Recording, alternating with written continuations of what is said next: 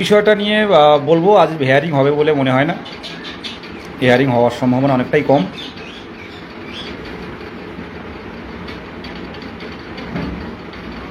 মিজানুর ভাই বলছে যে ক্লাস 5 ইনক্লুডের উইদিন 2026-এর বিষয়টা বলো। হ্যাঁ, ব্যাপারটা হচ্ছে 2335টা স্কুলে, মানে 2335টা স্কুলে সরকার আমাদের যে পঞ্চম শ্রেণীর যে কেসটা করা হয়েছিল, বিচারপতি আমরা জানেন জয়মাল্য বাগচি মহাশয় এখন সুপ্রিম কোর্টের বিচারপতি হয়েছেন। উনি আমাদের এই কেসটার অর্ডার দিয়েছিলেন। তো আমরা সেই অর্ডারকে মানে আরেকটু মানে সরকার যে এভিডেভিট দিয়েছিল সেই এভিডেভিটটাই ওই 2335টা স্কুল সরকার বলেছিল যে আমরা ইনক্লুড করছি আমাদের অর্ডারে যেটুকু লেখা আছে। কিন্তু আমরা চাইছি আর বাকি স্কুলগুলো 2029 সালের মধ্যে করবে। তো আমরা ইতিমধ্যে আমরা কিন্তু আবার একটা শুনানির জন্য আমরা অলরেডি লয়ারের সাথে কথা বলেছি যে আরেকটা শুনানি, ওটা 2026 সালের মধ্যে 2335টা স্কুল নয়, পুরো স্কুল, পুরো প্রাইমারি স্কুল পঞ্চম শ্রেণী আনতে হবে, সেটা 2026 সালের মধ্যে। তাহলে আমাদের কিছু না কিছু ভালো, আমাদের মোটামুটি যারা উত্তীর্ণরা আছে তারা সবাই বেরিয়ে যাবে। এই দাবিটা আমাদের কাছে জানতে চাওয়া হয়েছিল যে এই কেসটা করলে এই উত্তীর্ণদের ক্ষেত্রে কী সুবিধা হতে পারে। তো আমরা পরিষ্কারভাবে জানিয়েছিলাম যে উত্তীর্ণরা যেহেতু যখন প্রাথমিকে পঞ্চম শ্রেণী আসবে তখন যে ছাত্র শিক্ষক অনুপাত, ছাত্র সংখ্যা বাড়বে, তখন কিন্তু নিয়োগের প্রয়োজন হবে। তাই উত্তীর্ণরা এই কেসটা করেছে। পঞ্চম শ্রেণীর বিষয়টা অ্যাডভোকেটের সাথে কথা বলেছি আর একটা হিয়ারিং করার জন্য 2029 নয় 2026-এর মধ্যে প্রত্যেকটা স্কুলে, যে পশ্চিমবঙ্গের মানে প্রাথমিক শিক্ষাটা একটা জগা খিচুড়ি পরিস্থিতি করে রেখেছে। সত্যি কথা বলতে কি, সরকার বিরোধিতা নয়, যেটা সত্য সেটা আমরা বলবো, সে যার গায়ে লাগুক, কিচ্ছু বলার নেই। অন্যান্য রাজ্য পঞ্চম শ্রেণীর, অন্যান্য রাজ্যে এলিমেন্টারি এডুকেশান, শুধু রাজ্য না উন্নত দেশগুলো এলিমেন্টারি এডুকেশানটাকে কিন্তু পাখির চোখ, মানে এলিমেন্টারি এডুকেশানটা তারা বাদ দিতে চাইছে না, কারণ এইখান থেকেই কিন্তু আগামী দিনের ভবিষ্যৎ গড়ে ওঠে। সেই জায়গাটা আমাদের এখানে প্রাথমিক স্কুলগুলো সমীক্ষা করলে আমরা বাড়ির পাশের স্কুলেই দেখতে পাবেন সেই স্কুলের অবস্থা কতটা শোচনীয়।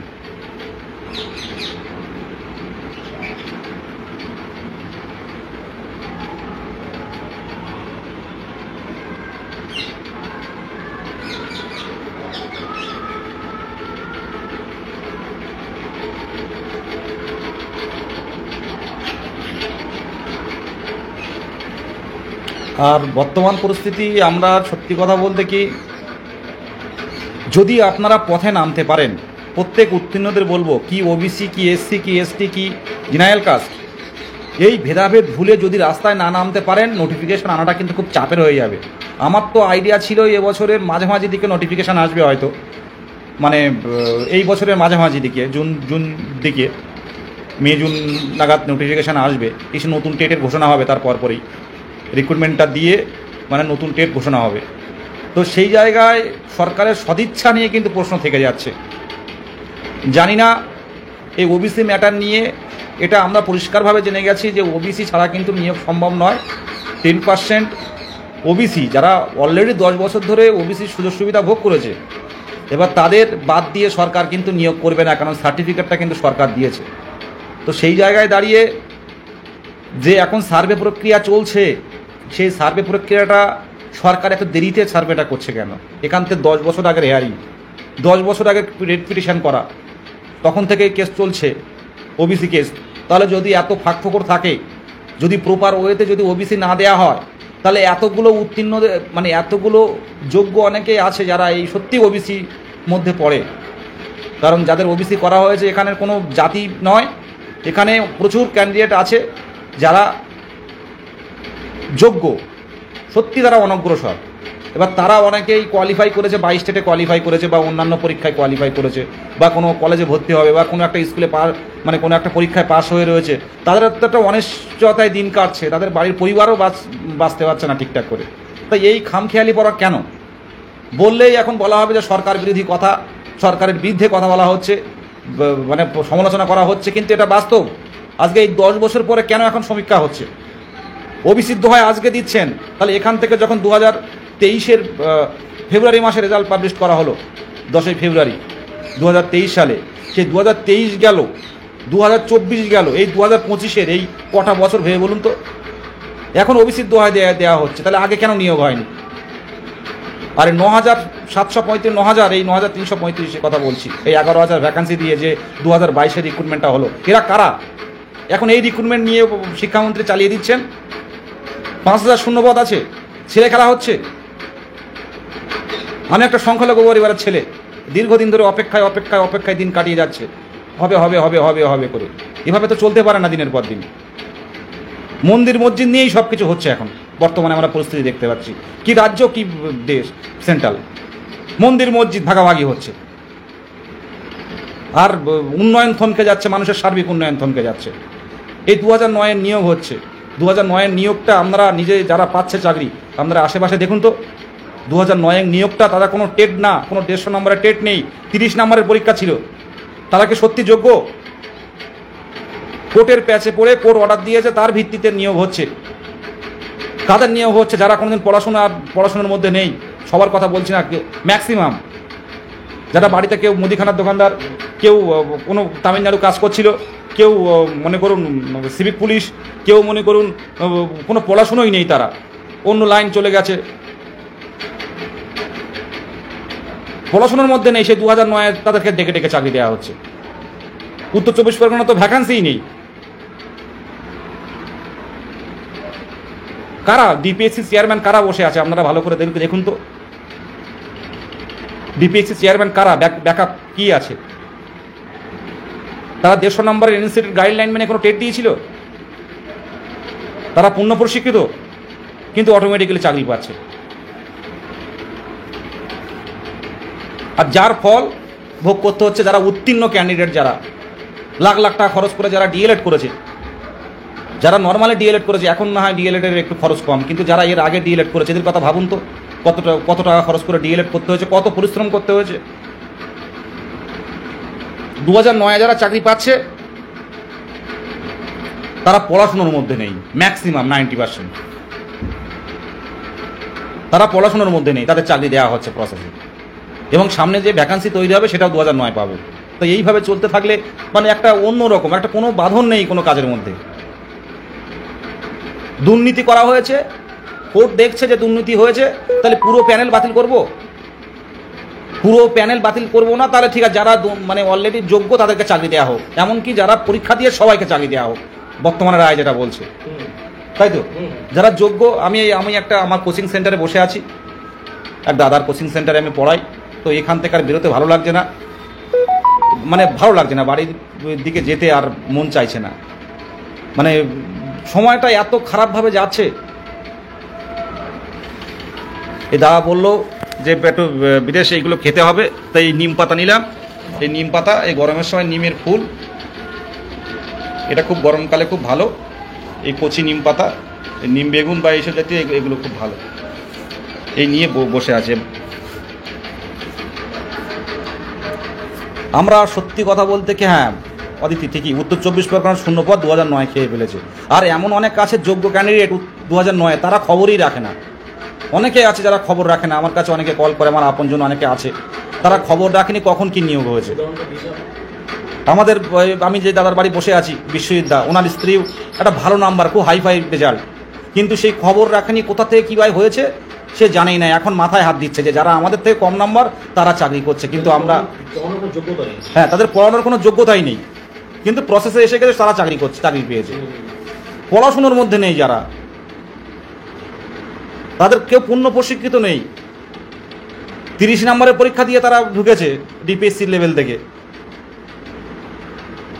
তারা চাকরি পাচ্ছে। তাহলে এই যদি এইরকম সাধারণভাবে দেখতে পাচ্ছি আমরা, যোগ্য ক্যান্ডিডেট বসে রয়েছে, পুরনো দিনের অযোগ্যদের চাকরি দিয়েছে কোনো না কোনোভাবে সুপারিশ করে অর্থের বিনিময়ে, তারপর পুরো প্যানেল যারা পরীক্ষা দিয়েছিল সবাইকে চাকরি দিতে হচ্ছে, আর নতুন করে যারা ফ্রেশার, যারা পাস করছে, যারা প্রশিক্ষণ নিচ্ছে, তাদের ক্ষেত্রে কোনো চাকরি নেই।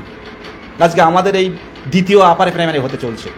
আজকে প্রত্যেক জেলার আমি উত্তীর্ণদের বলবো, আপনারা যদি রাজপথে না আসতে পারেন, যদি জেলায় জেলায় না বিক্ষোভ করতে পারেন এই ভোটের আগে, প্রত্যেকটা জেলায় মুখ্যমন্ত্রী যাবে, প্রত্যেকটা জেলায় চলুন। আমার উপর হয়তো প্রেশার আসবে, আমার উপর প্রেশার আসেও, কারণ আমার এক জায়গা থাকতে হয়, সেখানেও প্রেশার থাকে। সরকারের বিরুদ্ধে সরকার যদি ভুল কাজ করে সেটা তো আমাদের অধিকার আছে সেটা প্রতিবাদ করার। আমরা সিস্টেমের বিরুদ্ধে যাচ্ছি। এই সিস্টেমটা কিসের সিস্টেম? 2009-এর চাকরি দেওয়া হচ্ছে, কে বলবে? পর্ষদে গেলে পর্ষদ বলছে আমাদের হাতের মধ্যে নেই, আমরাও চাই না এইভাবে নিয়োগ হোক। ডিপিএসসি চেয়ারম্যানরা কথাই শুনতে চায় না, তারা মাঝে মাঝে হঠাৎ করে আসে, তাদের সাথে দেখাই হয় না। কথা হচ্ছে যেটা পুরনো নিয়োগে দুর্নীতি আছে, সেই দুর্নীতিটাকে পুরো প্যানেল বাতিল করতে যাচ্ছিল। সেই পুরো প্যানেল বাতিল না করে যারা পরীক্ষা দিয়েছিল সবাইকে চাকরি দিতে হবে। তাই এইভাবে যদি হরিণোটের বাতাসা যেটা বলে, বাতাসা ছুড়ে দিলে যেমন সবাই যে যার মতো যেতে ধরে নিতে পারে, এরকম একটা ব্যাপার। এক বাড়ি আছে, দুটো করে চাকরি পাচ্ছে, স্বামী স্ত্রী দুজনেই চাকরি পাচ্ছেন। স্বামী স্ত্রী 2009-এ দুজনেই চাকরি পাচ্ছেন, তারা পড়াশোনার মধ্যেই নেই।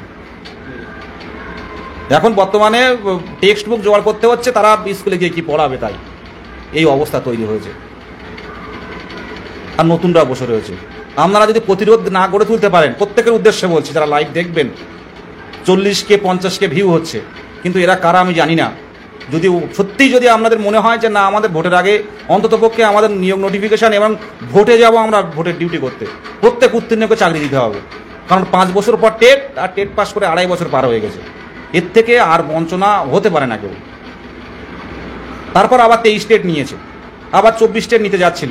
বিকাশ ভবন থেকে বারণ করা হয়েছে যে 22-এর ছেলেরা বারে বারে আসছে, 22-এর ক্যান্ডিডেটরা বারে বারে আসছে, তাদের নিয়োগ না দিয়ে আবার 24-এর টেট কী করে হবে? সেদিন গেছিলাম, বলছিলেন যে 24-এর টেটও নিতে যাচ্ছিলেন, আমাদের বাধা ছিল। ছেলে খেলা হচ্ছে, বছরে 2বার নিয়োগ, আর টেট পাস কেউ বসে থাকবে না। আজকে পাশে থাকুন, জেলায় জেলায় আমরা যাব। আর সবচেয়ে আমাদের দুর্ভাগ্য বর্তমানে বাংলায়, এই বাংলা একটা সম্প্রীতির বাংলা, সেই বাংলাটার ডিভাইডেশন হচ্ছে শুধু ধর্মের ভিত্তিতে। আর সেটা সামনের দিনে এটা আমাদের কাছে খুব ভয়ঙ্কর একটা দিন আসতে চলেছে।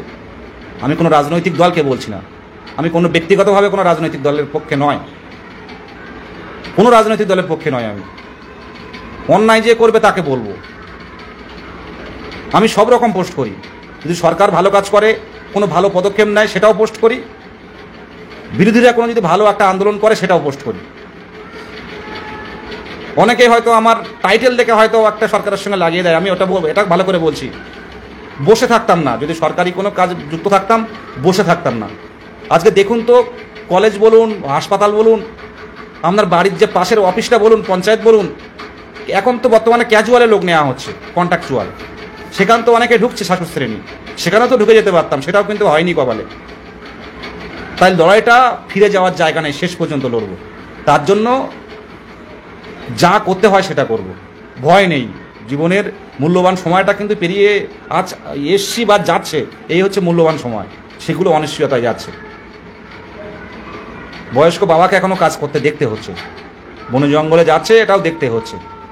তাই রাজনীতি কোনো নেতা আমার বাবাও না, কোনো কাকাও না, তাই আমি রাজনীতির মধ্যে নেই। লড়াইটা করব অন্যায়ের বিরুদ্ধে, লড়াইটা করব বঞ্চনার বিরুদ্ধে, অধিকার ফিরিয়ে নেওয়ার লড়াই।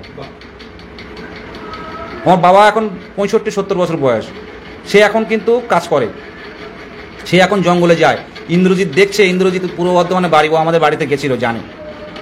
সে এখন মাছ কাঁকড়া ধরে জঙ্গলে গিয়ে। এই যে আমার মাঝে মাঝে রিলস শেয়ার করি, রায়মঙ্গল নদী, ওই রায়মঙ্গল নদী পেরিয়েও বঙ্গোপসাগরে গিয়ে মাছ ধরে নিয়ে আসে, সেই মাছ বিক্রি করে আমাদের এই পড়াশোনা করিয়েছে। সুতরাং রাজনীতি করলে আমি এতদিন যে কোনো জায়গায়, হসপিটাল হোক, কলেজ হোক, স্কুল হোক, পঞ্চায়েত হোক, একটা ক্যাজুয়াল কাজ পেয়ে যেতাম, সেই জায়গায় নেই। তাই লড়াইটা আমার বাবা মায়ের জন্য করতে হবে, আর লড়াইটা আপনাদের মতো যারা দীর্ঘদিনের সাথী হয়ে লড়াই করে এসছেন, আপনাদের বাবা মায়ের জন্য লড়াইটা করব। এখানে কোনো রাজনীতির রং লাগতে দেবো না। পাশে থাকুন, পরিষ্কার কথা বলে লড়াইটা করুন। প্রত্যেকটা জেলায় জেলায় লড়াই হবে। আমিও সংখ্যালঘু ঘরের ছেলে,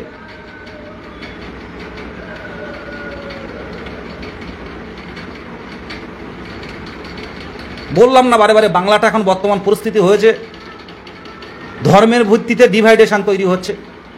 আর যেটা রাজনীতিতে ভালো কাজ দিচ্ছে, সেটা রাজনীতিতে একটা ভালো কাজ দিচ্ছে, যার ফলে উন্নয়নটা থমকে রেখে অন্যদিকে বেশি চেষ্টা করা হচ্ছে। আমরা দেখতে পাচ্ছি মন্দির মসজিদ, এখানে মন্দির হয়েছে, আমার এখানে বড় মসজিদ চাই, এটা করলেই উন্নয়ন হয়ে যাবে। আর এটা খাচ্ছেই ভালো মানুষ। আর আমরা যারা যোগ্য উত্তীর্ণ শিক্ষক, তারা আমরা এই অপেক্ষায় দিন গুনছি। কেন বলুন তো 2017 শেষ টেট নোটিফিকেশান হয়েছিল, সেই পরীক্ষা 20-21 গিয়ে নিল, তার 2022 রিক্রুটমেন্ট হলো, তার 3 মাস পরে আমাদের টেট নেওয়া হলো। কেন আমাদের টেটটা নিয়ে ওদের সাথে অ্যাড করে করা গেল না? তাহলে তো এই আন্দোলনটা হতো না।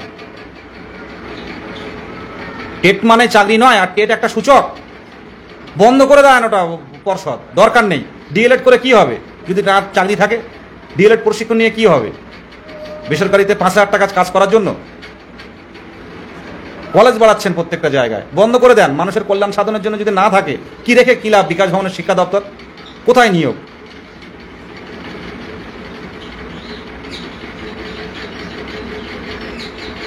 বিকাশ ভবন বলুন, পর্ষদ বলুন, ক্যাজুয়াল যে কর্মীগুলো নেওয়া হয় আমরা জানি সেখানে কারা চাকরি করে। ক্যাজুয়াল যারা ঢুকছে, কন্ট্রাকচুয়াল। আমার কথা, যোগ্য যারা ক্যান্ডিডেট তাদের তো কিছু তো দিতে হবে।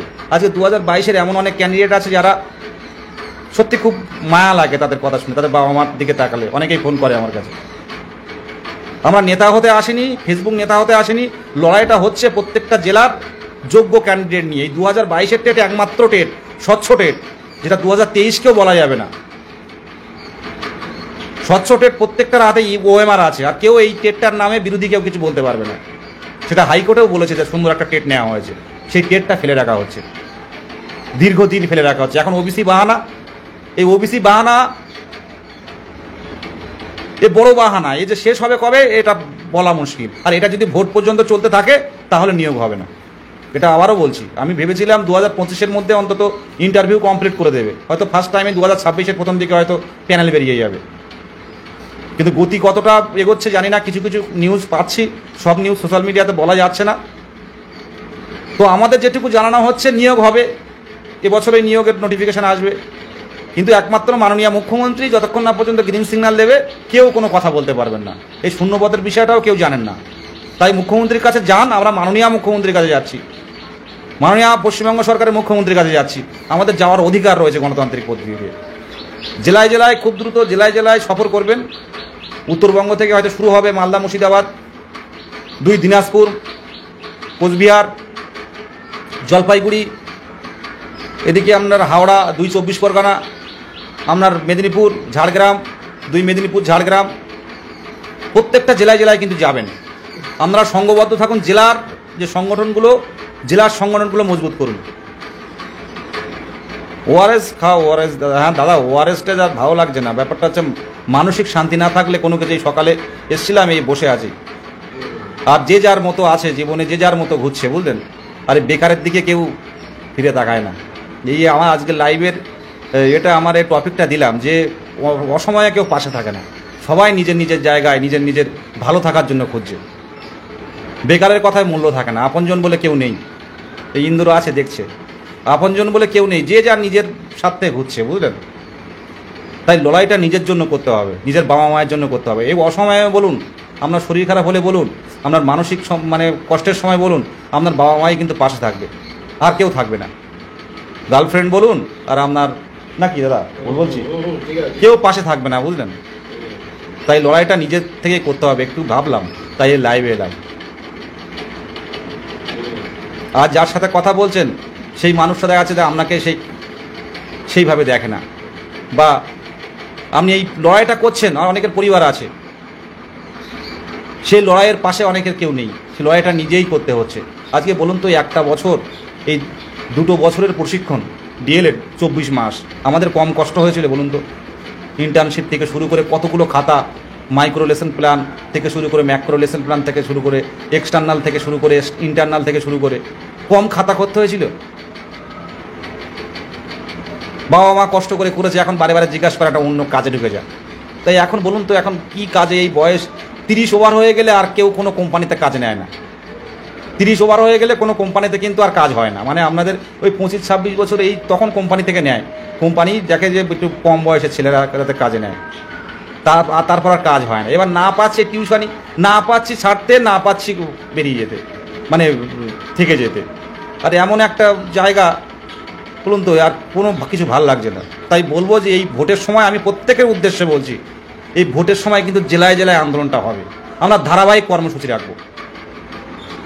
আর সবচেয়ে ভয়ঙ্কর পরিণতি, আমি যেটা আমরা লাইভে আজকেও বললাম, যে রাজনীতি আগে পলিটিক্স কারা করতো, আগে পলিটিক্স করতো শরৎচন্দ্র, পলিটিক্স করতো নেতাজি সুভাষচন্দ্র বোস, পলিটিক্স করতো গান্ধীজি, পলিটিক্স করতো নেতাজি সুভাষচন্দ্র বোস, এরাই পলিটিক্স করতো মানুষের সার্বিক উন্নয়নের স্বার্থে।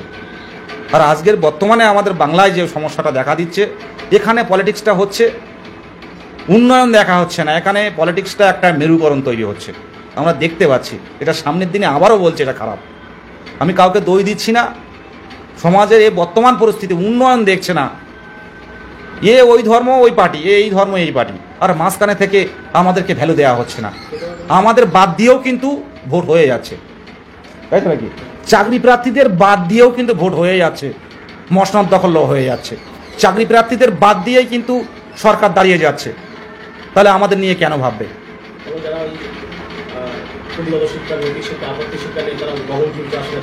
হ্যাঁ, যারা আজকে দেখতে পাচ্ছেন, যারা মাধ্যমিক 8 পাস না, তারা কোটি কোটি টাকার করে ফেলছে। আর সমাজে দেখুন তো শিক্ষিত, আমরা প্রাথমিক শিক্ষক, আমরা তো বিশাল কিছু চাইনি। প্রাথমিক শিক্ষক আমরা আগামী দিনে ছোট্ট ছোট্ট বাচ্চাদের শিক্ষার্থীদের তৈরি করব, তারা আগামী দিনে ভালো ভালো জায়গায় যাবে, সমাজ গড়ার কারিগর। আমার সামনে দাদাকে আমি দেখাতে পারছি না, দাদার বয়স হয়েছে প্রায় কত বয়স তোমার? প্রায় 40 বছর বয়স হয়েছে। তো টিউশনই করে, বাংলায় খুব ভালো পড়ান। ওনার স্ত্রী এই 2009-এ জানতোই না কখন কি হয়েছে, এখন টেনশন করছে, তাই আমি আসলাম এখানে, আমি কোচিং সেন্টারে মোটামুটি পড়াই। তো তা ওনার স্ত্রী হচ্ছে সে মানে ভালো নাম্বার আছে, ডিএলএড করেছে, কিন্তু জানতো না 2009-এর এইগুলো কখন কি হয়েছে। এখন মাথায় হাত দিচ্ছে, টেনশন করছে, বলছে বিদেশ কি হবে, আমি কি এখন কিছু সুযোগ পাবো? আমি বললাম না, আর সুযোগ পাবে না, যা হচ্ছে কিছু বলার নেই। অনেকের অ্যাডমিট হারিয়ে গেছে, কিন্তু প্যানেলের নাম আছে। এই 2009-এর ব্যাপারগুলো এরকম হয়েছে। নতুন টেটটা হলে এখনও দেখলাম যে প্রশ্নভুল মামলায় অনেকে যাচ্ছে। এই নতুন টেটটা হলে গরিব মানুষগুলো কেউ ছুটতো না যে 2টো নাম্বার পেলে আমি পাস করব, 5টা নাম্বার পেলে আমি পাস করব।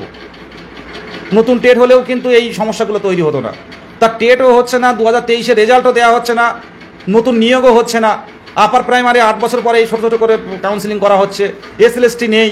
তাহলে শিক্ষা সমাজটা আমি অন্যান্য দিকে হচ্ছে, লক্ষ্মীর ভাণ্ডার দেওয়া হচ্ছে, স্বাস্থ্যসাথী আছে, সবুজ সাথী আছে, সব ঠিক আছে, সব ঠিক আছে, সব প্রকল্প ঠিক আছে, কিন্তু ধারাবাহিক নিয়োগটা যদি দেওয়া হয়, যারা উত্তীর্ণ, যারা হচ্ছে নিজেকে প্রমাণিত করেছে, সরকারি শিক্ষকের যোগ্যতা নির্ধারণ পরীক্ষায় যারা নিজেকে কোয়ালিফাই করেছে, তাদের নিয়োগটা দেওয়া হোক।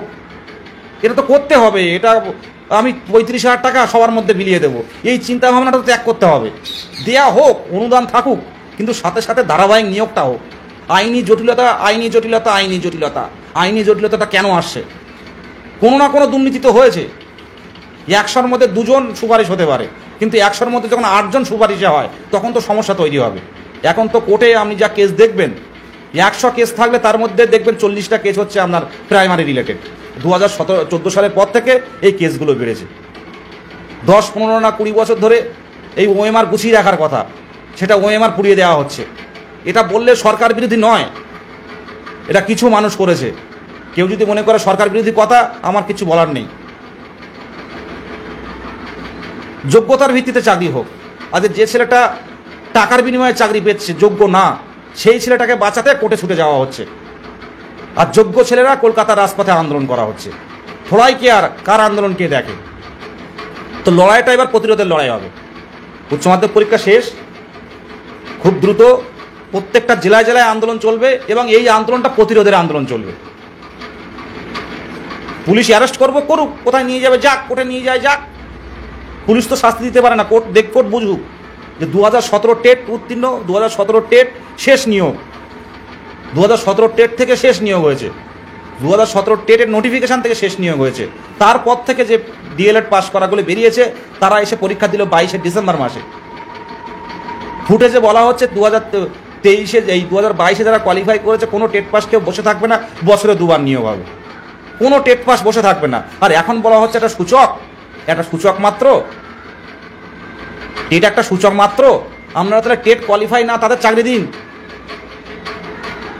টেট একটা সূচক, হয়তো কথার কথা টেট সূচক একটা মানছি, কিন্তু টেট পাস ছাড়া কিন্তু নিয়োগে অংশগ্রহণ করা যায় না। এটা হচ্ছে মেন জায়গা। টেট কোয়ালিফাই করা মানে টেট হচ্ছে টিচার এলিজিবিলিটি টেস্ট। এই টেস্ট কোয়ালিফাই করা মানে আপনি শিক্ষকতার যোগ্যতাটা অর্জন করেছেন। এবার আপনি যে কোনো জায়গায় পড়ানোর মতো আপনার যোগ্যতা আছে। আর তারপরে আছে মাধ্যমিকে এত নাম্বার, উচ্চ মাধ্যমিকে এত নাম্বার, ডিএলএডে এত নাম্বার। এগুলো জাস্ট প্রসেস, মানে মেরিট আনার জন্য। যদি টোটালটাই ভ্যাকান্সি দেওয়া হয়, মনে করুন 10,000 টেট পাস আছে, ভালো করে বুঝুন, 10,000 শূন্যপদ, 10,000 ভ্যাকান্সি আছে, আর মনে করো 9,000 টেট পাস আছে, তাহলে এখানে তো আপনার মেরিটের কোনো প্রয়োজন হচ্ছে না, প্রত্যেকে চাকরি পাবে। যেটা 2014 সালের টেটে হয়েছিল, যেটা 2017 কিছুটা হয়েছে, 2014 ট্রেন মানে চাকরি, যারা টেট কোয়ালিফাই করেছিল। আর এই সূচক কেন বলা হচ্ছে? কারণ বলো টেট পাস একটা সূচক, উচ্চ মাধ্যমিকে এই নাম্বার, মাধ্যমিকে এই নাম্বার, এক্সট্রা কারিকুলাম এই নাম্বার, এবং আপনার হচ্ছে ডিএলএড এর প্রশিক্ষণে এই নাম্বার। এটা জাস্ট মেরিট তৈরি করার জন্য এই নাম্বারগুলো। যদি ভ্যাকান্সির তুলনায় টেট পাস বেশি থাকে, সেই ক্ষেত্রে এইগুলো দেখা হয়। যদি ভ্যাকান্সির তুলনায় টেট পাস কম থাকে, এগুলোর সেই প্রয়োজন হয় না। শুধুমাত্র সিরিয়ালি কার কোন কোথায় পোস্টিং করবে তার ভিত্তিতে তৈরি হয় এগুলো। গুরুত্বপূর্ণ হচ্ছে টেট পাস করা। টেট পাস করলে প্রসেসে ঢুকবেন আপনি। আমরা এই টেট পাস করেছি। টেট পাস করা মানেই কিছু কিছু জায়গায় চাকরি। বিহারে তো হচ্ছে, বলুন তো, আজকে আমি শুনছিলাম একজন বিহারে চাকরি পেয়েছে, বিহারে চাকরি পেয়েছে। অনেক আমাদের মেয়েরা আছে বিহারে চাকরি পাচ্ছে। আমার অনেক বান্ধবীরা রয়েছে বিহারে চাকরি করছে, বিহারে অনেক বন্ধু বান্ধবী বিহারে চাকরি করছে। সাথে সাথে পজিটিভ এটাও বলবো, 2017 সালে অনেক চাকরি পেয়েছে যারা ন্যায্য, তারা কোনো সুপারিশ ছাড়াই অনেক ক্যান্ডিডেট কিন্তু চাকরি পেয়েছে, এটা মানতে হবে। 2017 সালের, আমি আবারও বলছি বারে বারে, বসে বসে সরকারের বিরোধিতা করা বা বিরোধী বা রাজনীতি এইগুলো আমি করব না। যেটা সঠিক ন্যায্য সেটা বলবো। 2017-তে অনেক ছেলেরা চাকরি পেয়েছে, অনেক বন্ধু বান্ধবীরা চাকরি পেয়েছে, যারা কোনো সুপারিশ ছাড়াই যোগ্যতার ভিত্তিতে চাকরি পেয়েছে 2017-তে। আমাদের লক্ষ্য এই 22-এর মুখ্যমন্ত্রীর কাছে যাওয়া, 22-এর বিষয়টা আমাদের তুলে ধরা। হোক মন্দির হোক মসজিদ, কিন্তু সাথে সাথে প্রাথমিক শিক্ষক নিয়োগ হোক। মসজিদ দরকার, মন্দির হয়েছে, মসজিদ দরকার। কেউ বলে না শিক্ষক নিয়োগ দরকার। 22 বসে রয়েছে, 2022 সালে টেট বসে রয়েছে, 2017 সালের টেট থেকে শেষ নিয়োগ হয়েছিল। ওদের একটা নিয়োগ দরকার, তাহলে স্কুলগুলো ভরবে, সরকারি স্কুলগুলো বাঁচবে। শিক্ষা ছাড়া উপায় নাই। মসজিদ নিয়ে আমি কিছু বলছি না, মসজিদও থাক, মন্দিরও থাক, সাথে সাথে শিক্ষা হোক।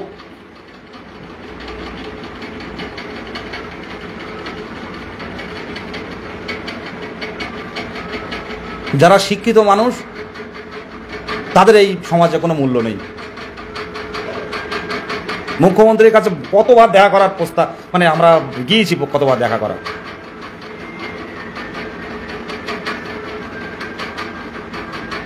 শুনুন, কেউ মন থেকে শক্ত হন, পরিষ্কারভাবে বলছি, মন থেকে শক্ত হন।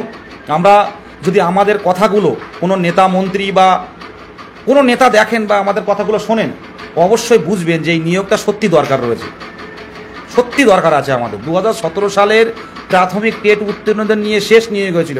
17, 18 গেল, 19 গেল, 20 গেল, 21 গেল, 22 গেল, 23 গেল, 24 গেল, এই 25 সালের মাঝে মাঝে চলে এসছে। 8টা বছর, 8 বছর।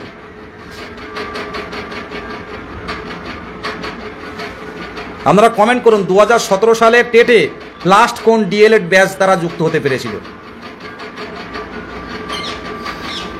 17-19 লাস্ট ব্যাচ মনে হচ্ছে, 17-19 লাস্ট ব্যাচ। ওবিসি কেস আজকে উঠবে বলে মনে হচ্ছে না। কোর্টের ব্যাপার, আগে থেকে কোনো মন্তব্য করব না। দেখা যাক, সিরিয়ালি মনে হচ্ছে 23 না 24 চলছে। দেখা যাক 46 না কত নাম্বারে আছে। যেটা মেনশান করে, সার্ভিসিং করে মেনশান করলে কেসটা সামনে আসতো, অনেক আগে চলে আসতো। জানি না কি হচ্ছে। আমার কথা যেটা, 2010-এ যখন এই সমস্যাটা দেখা হলো কলকাতা হাইকোর্টে, 2010-এর ওবিসি নিয়ে কলকাতা হাইকোর্টে রিট পিটিশন দেওয়া হলো আপনাদের প্রত্যেকের কাছে, যারা পার্টি থাকে, ওয়েস্ট বেঙ্গল গভর্নমেন্ট বলুন, বিসিডব্লিউ বলুন, যারা পার্টি থাকে তাদের কাছে একটা একটা করে কপি পাঠানো হয়। সার্ভিসিং একে বলে। প্রত্যেকটা জায়গায় কপি পাঠানো হয় দপ্তরে, বিভিন্ন জায়গায়, এবং কি সেন্ট্রাল বিভিন্ন পার্টি করা হয়, 10-12 জন যে অনুযায়ী পার্টি করবেন, সেই যখন রিট পিটিশনটা কি উদ্দেশ্যে ওবিসিদের বিরুদ্ধে রিট করা হলো, যে আপনারা প্রপার ওয়েতে সার্ভে করেননি, প্রপার ওয়েতে আইন প্রণয়ন করেননি, না করে ওবিসি দেওয়া হয়েছে, তো তখন থেকে যদি সার্ভেটা সেইভাবে করা হতো, আজকে কি আমরা ডেপ্রাইভ হতাম? আজকে এইসব অনিশ্চয়তায় দিন গুনতে হতো? আজকে আকার করতে হতো? স্কুলে কলেজে ভর্তি হতে পারছে না ওবিসি সার্টিফিকেটের জন্য, হাসপাতালে নিয়োগ নেই ওবিসি সার্টিফিকেটের জন্য, প্রাথমিক শিক্ষক নিয়োগ নেই ওবিসি সার্টিফিকেটের জন্য, কলেজ নিয়োগ নেই ওবিসি সার্টিফিকেটের জন্য। 10% যারা ওবিসি, অরিজিনালি ওবিসি, অরিজিনালি অনগ্রসর, তাদের বাড়িতে গেলে বোঝা যায় তাদের অবস্থা। 10 বছর ওবিসি সার্টিফিকেটের ভোগ করলো, পুরো 10 বছর পরে গিয়ে আজকে তারা ইনভ্যালিড।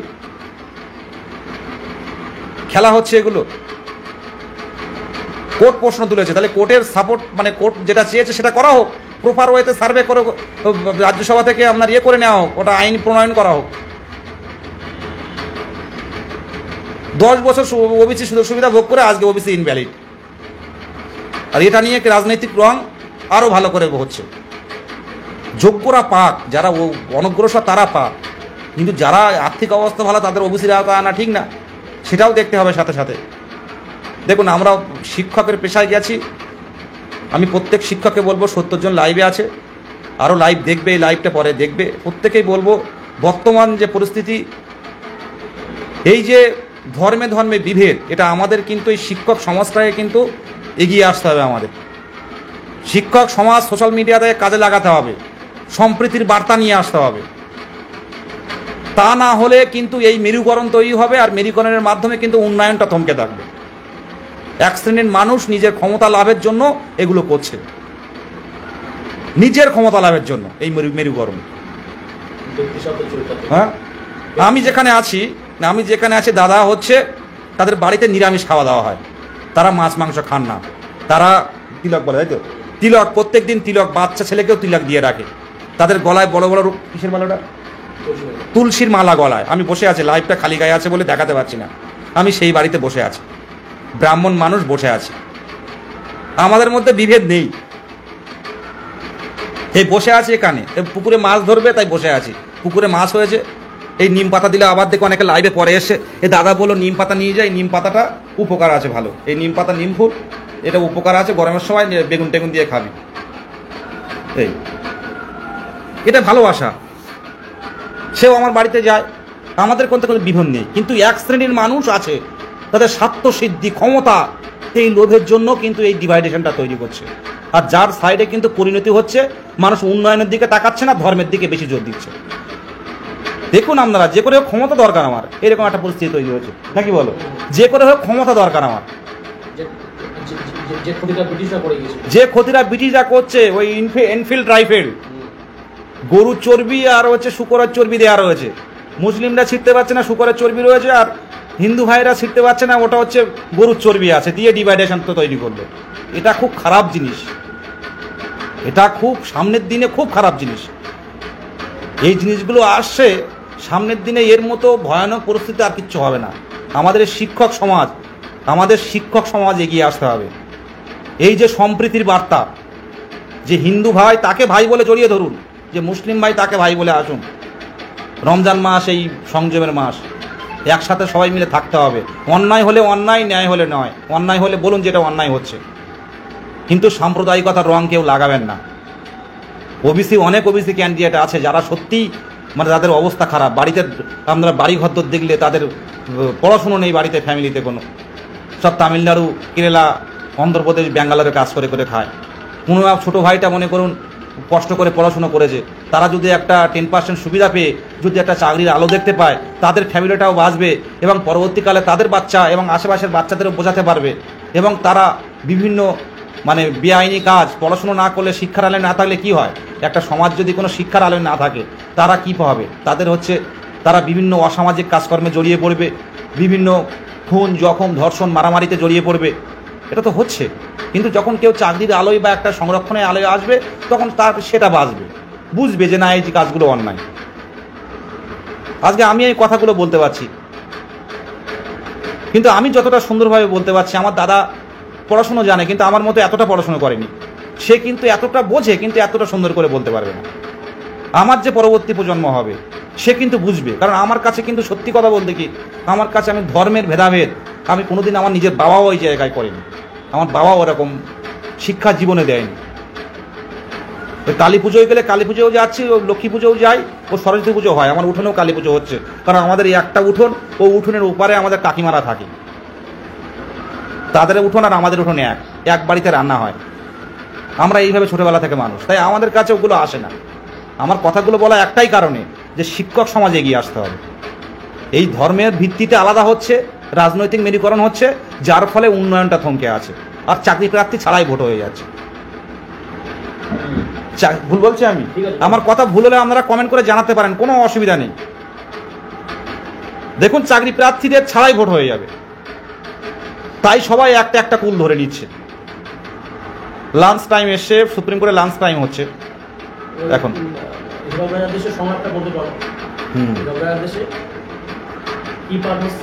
নাম কি উদয়ন পণ্ডিত, কি পাঠ হচ্ছে হিতপ্রদেশ।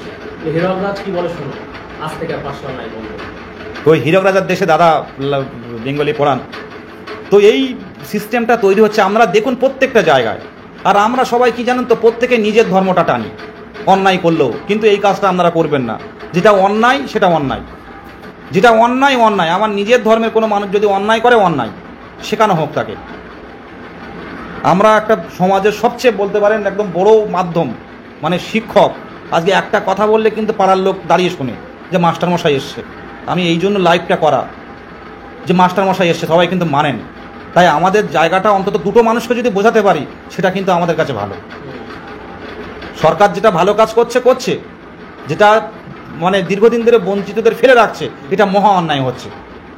আর এই বর্তমানে ধর্মীয় মেরুকরণের মাধ্যমে যে পলিটিক্স হচ্ছে, তোমরা আমার দলে এসো, আমি এই দলে, আমাদের এই ধর্ম, তোমরা আমার দলে এসো, আমাদের দলে এই ধর্ম, এটা হলে সামনের দিনে উন্নয়ন হবে না, সামনের দিনে উন্নয়ন হবে না।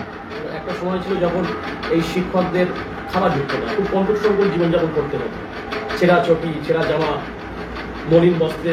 দাদা বলছে একটা সময় ছিল যে টিচারদের কিন্তু কোনো বেতন ছিল না, খুব কন্ট্রোল করে সমাজ বেতন হতো, একদম হালকা 6 মাস পরে বেতন হতো। ছেঁড়া চটি, তারপর ওই ধুতি, ছেঁড়া ধুতি। আগে তো টিচারদের 15,000 টাকা বেতন ছিল, 10,000 টাকা বেতন ছিল, মানে প্রাইমারি টিচারদের। বর্তমানে এই পেনশন যারা পাচ্ছে, এই ডিএ বেড়ে 20,000 টাকা হয়েছে, একজনের শুনছিলাম আমি। একদম আমাদের বলার যেটা উদ্দেশ্য, আদর্শ শিক্ষক হতে হবে। শিক্ষকের কোনো ধর্ম হয় না, অর্থ দিয়ে পরিমাপ করা যায় না। যে খোকা আয় বস এখানে বল, এই পড়াটা বল। তাই বলবো প্রত্যেকটা জেলায় জেলায় আমরা সংঘবদ্ধ থাকুন, জেলা গ্রুপগুলো রাখুন। আমরা কিন্তু আবারও বলছি, এই সামনের বিধানসভা ভোটে কিন্তু চাকরি নিয়ে আমরা কিন্তু জেলায় জেলায় কিন্তু আমরা বিধানসভা ভোটে কিন্তু আমরা পোলিং এজেন্ট হয়ে, পোলিং অফিসার হয়ে কিন্তু আমরা যাব। সরকারের সুযোগ দিয়েছি, আলোচনা হবে, আর আমাদের বিষয়টা ভাবতে হবে। পুরো লাইভটা আপনারা যদি কেউ একটু করে শুনে কমেন্ট করবেন না, পুরো লাইভটা দেখুন। বিধানসভা ভোটে আমরা যাব, আমাদের নিয়োগ দিতে হবে।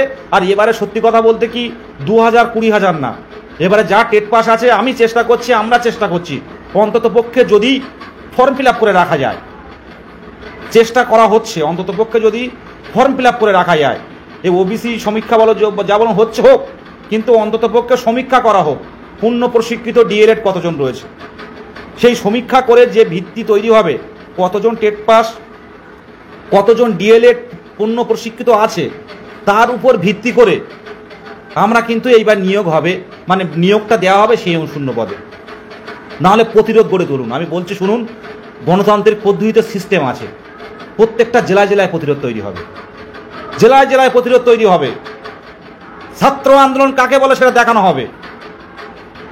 আমি থাকি আর না থাকি, লড়াইয়ে হয়তো হারিয়ে গেলাম, কিন্তু বলছি ভালো করে, প্রত্যেকের বাবা মা কষ্টে রয়েছে। এই ডিএলএড যখন প্রশিক্ষণ হয়, গ্রাম অঞ্চলের মানুষ ভাবে এ চাকরি পেয়ে গেছে। আমরা সেইভাবেই ডিএলএড করেছি। আগে দেখতাম ভোটের আগে গ্রুপ ডি নিয়োগ হতো 30,000 40,000, প্রথম দিকে 2010 সাল নাগাদ কিন্তু নিয়োগ হয়েছে একটা। কিন্তু আমরা যারা ভেবেছিলাম যে ধারাবাহিক নিয়োগটা হবে, তারাই কিন্তু বসে আছি। যারা ভেবেছিলাম এই নিয়োগটা বোধহয় ধারাবাহিক হবে, একটু ক্যাজুয়াল ছিলাম প্রথম দিকে, তারা কিন্তু আমরা ফেসে গেছি। সেই সময় কিন্তু হুড়িয়ে চাকরি হয়েছে, আর হুড়িয়ে অযোগ্যরাও ঢুকেছে। সেই অযোগ্যদের ঢোকার সমস্যা এখন আইনি জটিলতা। যারা কথা বলছে, এই যে বলুন তো, এই যে প্রাথমিক তদন্ত, প্রাথমিক দুর্নীতি, এটা শেষ কবে? ভোটের আগে আসলে শুরু হচ্ছে তদন্ত। আমি পশ্চিমবঙ্গ তথা ভারতবর্ষের নাগরিক, আমার জানার অধিকার রয়েছে এই প্রাথমিক দুর্নীতি তদন্তটা শেষ কবে? এ শেষ কবে? এ তো একদম সিরিয়ালের মতো চলছে, বাংলা সিরিয়ালের মতো চলে যাচ্ছে। একটা ভোট আসছে বা একটা সময় আসছে, একটা ঝলক দেয়া হচ্ছে। আমরা হেভি সুন্দর দেখছি, ইউটিউবে হেভি দেখছি, আমরা সোশ্যাল মিডিয়াতে খুব সুন্দর লাগছে। কিন্তু যারা সত্যিকারের দুর্নীতি করেছে তাদেরকে কবে শাস্তি হবে? এই তদন্ত ইডি বলুন, সিবিআই বলুন, কবে শেষ করবে? কবে শেষ হবে দুর্নীতি? এই দুর্নীতি যেটা হয়েছে আমরা কাগজে পড়ছি, টিভিতে দেখছি, কিন্তু এর শেষ কবে? কেউ তো বলতে পারছে না শেষ কবে। তাহলে মানুষ তো পরবর্তীকালে আবার দুর্নীতি করে যাবে, কারণ দেখতে পাচ্ছে যে তদন্তই শেষ নেই কোনো। 2014 তদন্ত এখন চলে যাচ্ছে। 2009-এর চাকরি, সে 2009 সাল কবে, এখন 9-এর চাকরি এখনো হচ্ছে। পুরো টায়ার্ড হয়ে যাচ্ছে একদম। শাহিন আব্বাস ভাই বলছে বর্তমানে আমাদের সবাইকে মানবিকতার ধর্মে ফিরে আসতে হবে, তবেই সার্বিক একদম উন্নয়ন নিয়ে প্রশ্ন তোলা হোক। আজকে কেউ উন্নয়ন নিয়ে বলছে? উন্নয়ন নিয়ে প্রশ্ন তোলা হোক, হোক মসজিদ, হোক মন্দির, কিন্তু তার পাশাপাশি আগে অন্য স্কুলগুলো ঠিক হোক। স্কুলগুলো ঠিক হোক আগে। স্কুল ঠিক হলে সেখানে বাচ্চারা পড়বে, গরিব মানুষের মানে বাচ্চারা গিয়ে পড়বে সেখানে, সেখান থেকে তৈরি হবে আগামী দিনের দেশনায়ক, আগামী দিনের রাষ্ট্রনায়ক। সেই স্কুলগুলোই তো এখন বদ্ধমূল। পশ্চিমবঙ্গের যে প্রাথমিক স্কুলগুলো, কিছু কিছু স্কুল বাদে ম্যাক্সিমাম স্কুল, কলকাতার সরকারি স্কুলে তো অবস্থা তো খুব খারাপ। কলকাতা ওরিয়েন্টেড সরকারি স্কুলের অবস্থা খুব শোচনীয় অবস্থা। শুনুন, একটা পাড়ার মধ্যে একটা স্কুলে যদি 10 জন টিচার থাকে একটা স্কুলে, আমি বলতে পারি 100% সেই আশেপাশের বাচ্চারা কিন্তু ওই স্কুলে ভর্তি হবে। কিন্তু একটা স্কুলে যদি 2 জন বয়স্ক টিচার থাকে, সেখানে কিন্তু টিচার কিন্তু মানে বাচ্চারা কিন্তু দেবে না কোনো। আছে গরিব মানুষ হলেও কিন্তু প্রত্যেকটা বাবা মা চায় তার শিশুকে ভালো জায়গায় পড়াতে। তো 10 জন টিচার থাকলে টিচাররাই কিন্তু বাড়িতে বাড়িতে গিয়ে স্টুডেন্ট নিয়ে আসবে। টায়ার্ড না? শোনো ভাই, টায়ার্ড হচ্ছি না আমি। মোটামুটি এই বর্তমান পরিস্থিতি দেখে আমার খুব খুব কষ্ট লাগছে। গতকালকের বিষয়গুলো দেখলাম, মুখ্যমন্ত্রীর কথা শুনলাম, ওবিসি সমস্যাটা, এটা যদি আগে থেকে সমীক্ষা করা হতো, 2010 সালের পর থেকে কেসটা হয়েছে, তখন থেকে যদি এটা করা হতো, তাহলে বলুন তো এই সমস্যাটা তৈরি হতো? এই চুপচাপ বসে থাকা একটা দিকে চেয়ে, অনেকে বলে অন্য পেশায় যাচ্ছ না কেন? এখন সত্যি কথা বলতে কি, অন্য সরকারি বেসরকারি যেতে আমাদের কাজ নেবে না। আমাদের করতে গেলে এই ছোলা বাদামই বিক্রি করতে হবে, মশলা মুড়ি চপ শিল্পই করতে হবে, তাছাড়া কোনো পরিস্থিতি নেই। কারণ 26-27 বছর পেরিয়ে গেলে আর বেসরকারি কাজ হয় না, আর সেই ব্যাকআপও নেই বড় বড় দোকান তৈরি করার। হয়তো অমৃন্দা অবশ্যই ভরসা আছে, কিন্তু আমি অনুরোধ করব, আমরা কিন্তু এবার কর্মসূচিগুলো প্রতিরোধের কর্মসূচি ডাক দেবো। মুখ্যমন্ত্রী যেখানে যাবেন সেখানে আমরা আছি। মারবেন, মারুন, মারুন।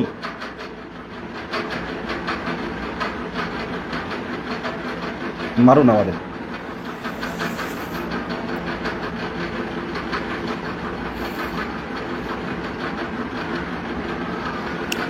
বর্তমানে শ্রেণী শিক্ষক অনুপাত যদি ঠিক করা হয়, অনেক ভ্যাকান্সি আছে। আমি বারবার শিক্ষামন্ত্রী বলুন, সভাপতি বলুন, বারবার একটাই কথা বলে এসেছি যে স্যার, কোনো আন্দোলন হবে না, কোনো লড়াই হবে না। এই 2022 স্টেট উত্তীর্ণ যারা আছে এদেরকে চাকরি দেওয়া হোক।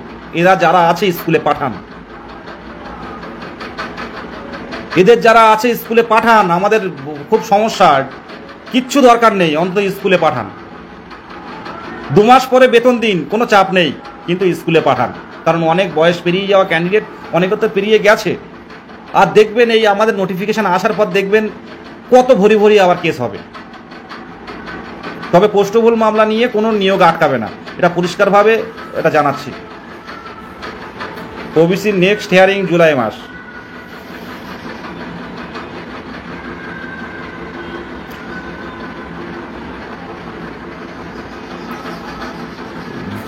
একজন কমেন্ট করলো, আমি জানি না, আমি এখন দেখিনি, দেখে নেব। আমি তো বলছি 3 মাস পরে বেতন দিন, 3 মাস পরে স্যালারি দিন, সেটা ভালো। আর অনেকে বলেন যে ফেসবুকে বলে কি হবে, একটুকু বলি, লাইভটা অনেক দূর পর্যন্ত যায়। আমার লাইভ আমি পরবর্তীকালে শুনেছি বা কথাও আমার সামনেও বলেছে, লাইভটা অনেকেই ফলো করেন, যারা বিভিন্ন আধিকারিক আছেন বা অনেকেই ফলো করেন, অনেকে ইউটিউবে দেন, ইউটিউবও অনেকে দেখেন। তো কোনোভাবে সোশ্যাল মিডিয়া বলুন, আমরা কেন সারাদিন পোস্ট করি, অনেকের হয়তো অধৈর্য হয়ে যায় যে এত সারাদিন পোস্ট কেন করেন, কেন যে করি। আমাদের সাথে অনেক মানুষ আছেন যারা দেখেন যে সত্যি যোগ্য, তারা অনেকে শাসক শ্রেণীর অনেকে আছেন যারা ভালো ভালো পদে আছেন, তারাও বলে যে সত্যি আমাদের দেখে খারাপ লাগে। অনেকে কোনো এই শিক্ষকতার এর মধ্যে নেই, অনেকে শিক্ষকের মধ্যে নেই, কিন্তু এই আমাদের এই পোস্ট বা আমরা যা শেয়ার করি এগুলো দেখে দেখে তারা অনেকে গ্রুপে যুক্ত হয়ে গেছে, 22 স্টেটের গ্রুপে। তারা বলে খুব খারাপ লাগে। প্রত্যেক দিন আপনাদের এই যে লড়াই, আমরা সোশ্যাল মিডিয়াতেও বিভিন্ন কিছু শেয়ার করে দেখান মুখ্যমন্ত্রীর দৃষ্টি আকর্ষণ করতে, জানি না দিদির কবে এই নিয়ে চিন্তা ভাবনাটা করবেন। যাই হোক, আপনারা ভালো থাকবেন। ভালো থাকার কথা আলাদা করে বলতে পারছি না, তবে আমরা বসে থাকবো না। ওবিসি জুলাই যাক, অক্টোবর যাক, জুলাই, আগস্ট, সেপ্টেম্বর, যখনই যাক না কেন, আমরা চাইছি এখন অন্তত কিছু প্রসেস শুরু করা হোক।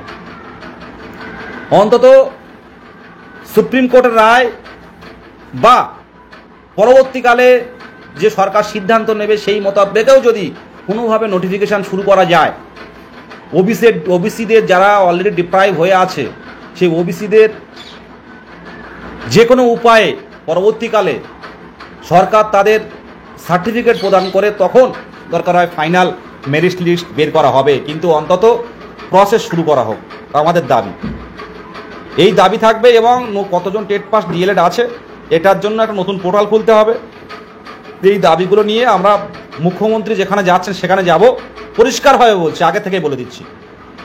আমরা বাংলার যুব, বাংলার তরুণ, বাংলার হবু শিক্ষক, বাংলার সমাজ গড়ার কারিগর, আমরা চাকরি পাচ্ছি মানে এটা দেখুন আমাদের স্বার্থ না, এটা হাজার হাজার শিক্ষার্থীদের ভবিষ্যৎ লুকিয়ে আছে আমাদের মধ্যে। হাজার হাজার শিক্ষার্থীদের, পশ্চিমবঙ্গের শিক্ষার্থীদের ভবিষ্যৎ লুকিয়ে আছে আমাদের উপরে। প্রশিক্ষণ এবং কোয়ালিফাই আমরা 2 বছরে 24 মাসের প্রশিক্ষণ প্রাপ্ত। প্রত্যেককে এখন যদি বলা হয় এই ডেমোটা দিয়ে দেখান, প্রত্যেকেই ডেমো দিয়ে দেবে। প্রত্যেককে যে বলা হয় যে 45 মিনিট ক্লাস করুন, প্রত্যেকে 45 মিনিট বুঝিয়ে দেবেন। আর যারা এই লড়াই করে, যারা এই পূর্ণ প্রশিক্ষণ করে, আমরা অন্য রাজ্য থেকে, কিন্তু আমরা ডিএলএড পাস করে আসিনি। আমরা এই রাজ্যের বাংলার, মানে একটা সার্টিফিকেট পেতে গেলে যথেষ্ট কষ্ট করতে হয়েছে। আমরা সবাই পারবো, আমরা সবাই স্কুলে গিয়ে পড়াতে পারবো, প্রত্যেকেরই যোগ্যতা আছে। আর যদি কেউ বলে যে 22-এর কোশ্চেন সহজ ছিল, তাহলে 22-এর কোশ্চেন সহজ থাকলে তাহলে এত কম সংখ্যক টেট কোয়ালিফাই হলো কেন বলুন তো? এই হাজার হাজার প্রশ্নমূল মামলা যাচ্ছে, এরা কারা? অনেকে তো ভালো ছেলে মেয়ে ওর মধ্যে আছে। 22-এর টেটটা সোজা ছিল না, 22-এর টেটটা খুব সোজা। আমরা যেটা বলছেন 23-এর কোশ্চেন সোজা, এই 23-এর কোশ্চেন খুব হার্ড, আর 22-এর সোজা ছিল। 22-এর টেট কিন্তু খুব সোজা ছিল না।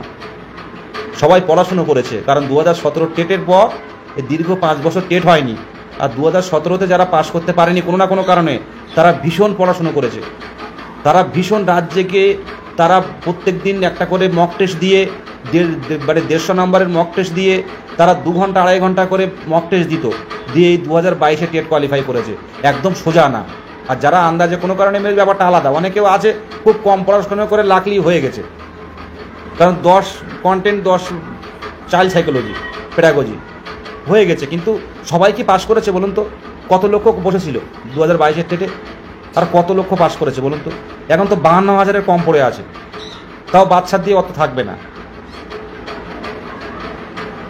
তাহলে কি খুব সোজা ছিল 22-এর প্রশ্ন? দুটো নিয়োগে সবার বের করতে গেলে হবে না, প্রত্যেকের সকলকে নিয়োগ দেওয়ার দাবি রাখতে হবে, সকলকে নিয়োগ দিতে হবে। কারণ যেহেতু দীর্ঘদিন অপেক্ষায় আছি, এই দাবি আমাদের বহাল থাকতে হবে। 3 মাস পরে বেতন দিক, আমাদের কোনো চাপ নেই, কিন্তু সবাইকে স্কুলে পাঠাতে হবে। আমরা তো বিশাল কিছু চাইনি, আমরা ক্ষমতা চাইনি, আমরা চেয়েছি একটা প্রাথমিক শিক্ষক, বাচ্চাদের পড়াবো। এই লাইফ তো জীবন তো একটাই, এই জীবন তো চোখ বন্ধ করলে হয়ে গেল। তাই জীবনে এই জীবনের এই আমাদের এই যে যোগ্য চাওয়া, যোগ্য অধিকার, এটা থেকে তো বঞ্চিত করলে হবে না। আজকে অনেক আছে, অনেকে দেখছে, অনেকে লাইভ দেখেন শেষ পর্যন্ত, এতক্ষণ লাইভ করে। এদের স্বপ্ন তো একটাই দীর্ঘদিনই অপেক্ষায়, এদের তো বঞ্চিত করা যাবে না কোনোভাবেই। শুনুন, উনি যখন ভেবেছেন ওবিসি না মিললে কোনো নিয়োগ দেবেন না, শুরু করতে হবে প্রসেস। আজকে কেন সার্ভে করা হচ্ছে? সার্ভেটা এখান থেকে 2010 সালে হয়নি কেন? 10 বছর একটা ওবিসি সার্টিফিকেট হাতে করে নিয়ে আজকে ইনভ্যালিড, আজকে সার্ভে হচ্ছে, আমাদের নিয়ে ছেলে খেলা হচ্ছে। একটা নির্বাচিত সরকার, ভাববেন আমাদের ভোটের মাধ্যমে, আমাদের ভোট পদ্ধতির মাধ্যমে ভোট দান করেছে, তার পরিপ্রেক্ষিতে সরকার তৈরি হয়েছে, আমাদের বলার অধিকার আছে।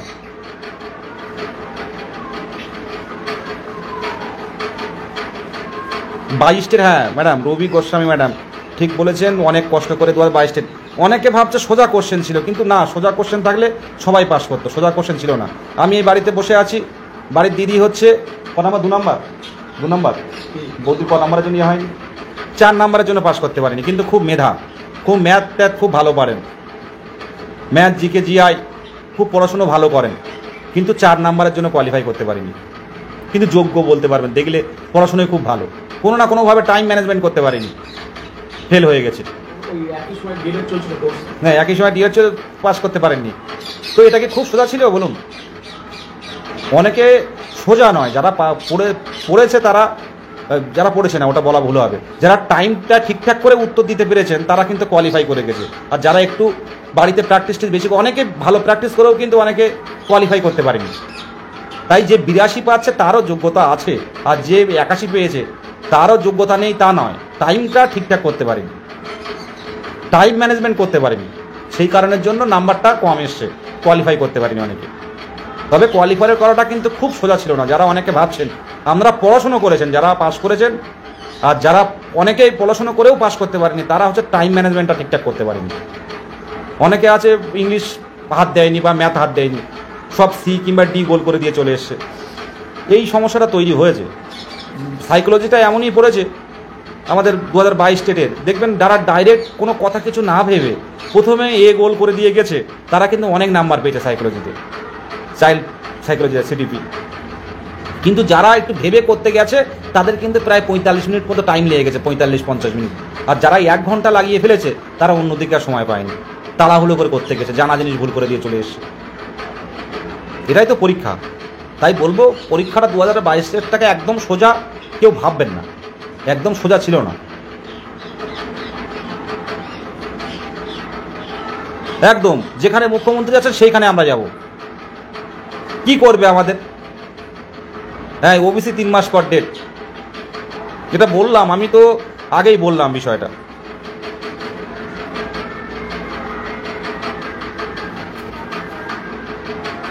ওবিসি 3 মাস পর ডেট যদি হয়, তো আমাদের অন্তত এখন অন্তত ফর্ম ফিল আপ করে রাখা হোক, এটা তো রাখতে কোনো সমস্যা নেই। সরকার একটা পোর্টাল খুলে দেখুক যে কতজন টেট পাস এবং পূর্ণ প্রশিক্ষিত ডিএলএড আছে, এটা করাবো, তাহলে বুঝবো যে আমাদের নিয়ে অবশ্যই একটা ভাবনা আছে। তাহলে তড়িঘড়ি টপাটপ, তাহলে ওই ওবিসি মামলা মিটে গেলেই টপাটপ কিন্তু নিয়োগ দিতে পারবেন। আর কোনোভাবে সাবজেক্ট টু আউটকাম দিয়ে কোনোভাবে কিছু করা যায় কিনা সেটাও ভাবনা চিন্তা করতে হবে। তার জন্য একটা কথা বলতে পারি, মুখ্যমন্ত্রীর সামনাসামনি হতে হবে। Z+ নিরাপত্তা, আমরা হবু শিক্ষক পাশে যাওয়ার চেষ্টা করব, আমরা হয়তো পারবো না, কিন্তু চেষ্টা আমাদের করতে হবে।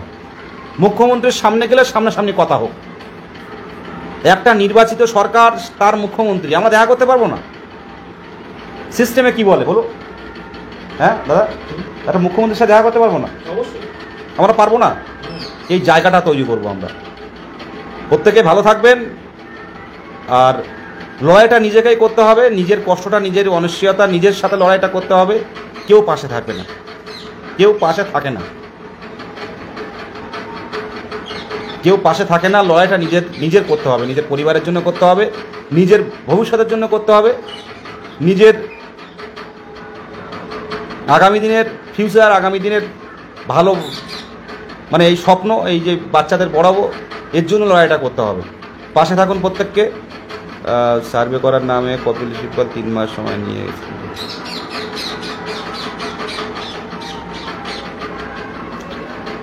সার্ভেটা তো আমি আবারও বললাম, সার্ভেটা তো এখন করছেন কেন? এখান থেকে 2010-11 সালে যখন কেসটা হয়েছিল, তখন যে রিট পিটিশন পার্টির কাছে দেওয়া হয়েছিল গভর্নমেন্টের কাছে, তখন তো সার্ভেটা করলে ভালো ছিল।